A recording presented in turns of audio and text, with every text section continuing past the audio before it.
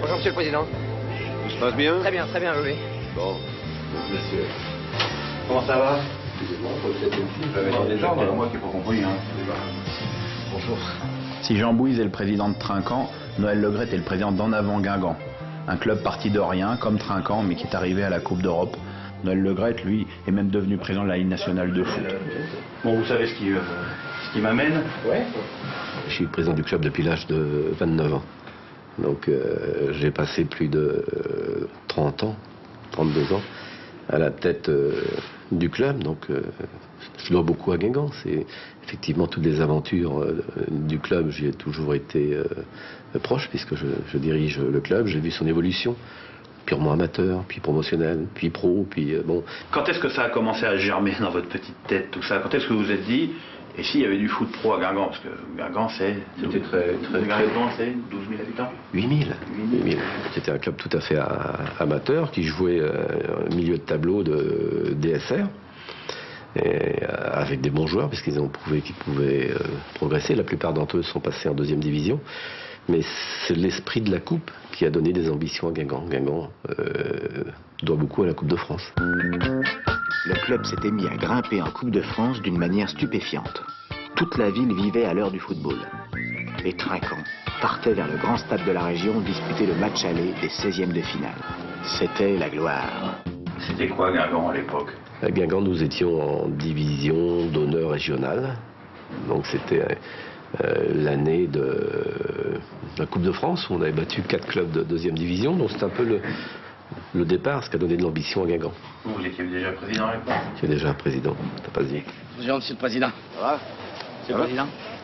Bonjour tout le monde. Bonjour. On va mouiller le maillot, hein? Allez, on se défonce. Comment ça se passait? Quel était le budget pour donner un ordre d'idée aux gens? Le budget à l'époque était le budget type d'un club amateur. Ça devait être en francs 600 000 francs.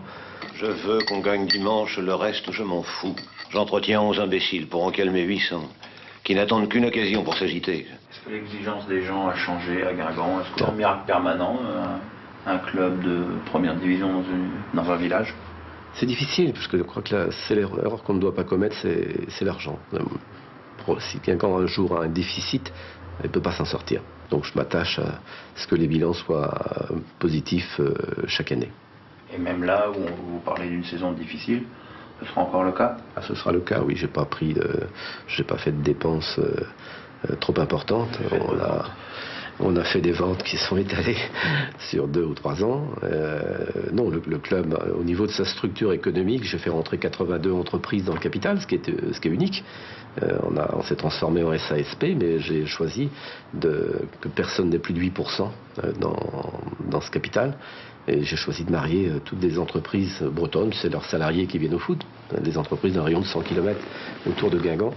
Il y en a 82 qui ont répondu, donc je trouve ça assez agréable et une bonne sécurité pour l'avenir.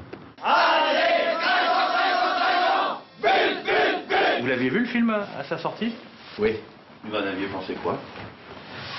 C'est pas mal, je trouve que ça correspond bien à l'image qu'on souhaitait, tout au moins. C'est un film extrêmement agréable.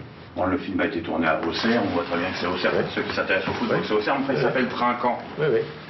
C'est quelque chose qui a blessé les gens à Guingamp? Ah non, au contraire, nous on était à l'époque Coupe de France en 72-73, donc tout ce qui pouvait se rapprocher de notre aventure était plutôt bien vu, puisqu'il est venu quelques jours à Guingamp. Jean-Luc Hanon pour discuter, voir un peu comment fonctionnait le club. Mais à mon avis, il n'a pas retenu grand-chose de l'affaire Guingampais. C'est le contexte d'une ville qui est entrée dans la Coupe de France. Je pense que Guingamp correspondait bien à cet événement à un certain moment. Non, au contraire, c'était extrêmement agréable. Il a assisté à quelques entraînements, quelques discussions. Je pense qu'il a passé 90% de son temps quand même à Auxerre. Guingamp est décidément bien loin de Trinquant. Noël Le Graët est devenu maire de la ville, le club a des finances super saines, celui qui a fait chuter Bernard Tapie dans l'histoire VAOM est reparti à la conquête des hautes sphères du football parce qu'il a toujours pensé que tout ne se décidait pas à Paris. C'est un breton quoi.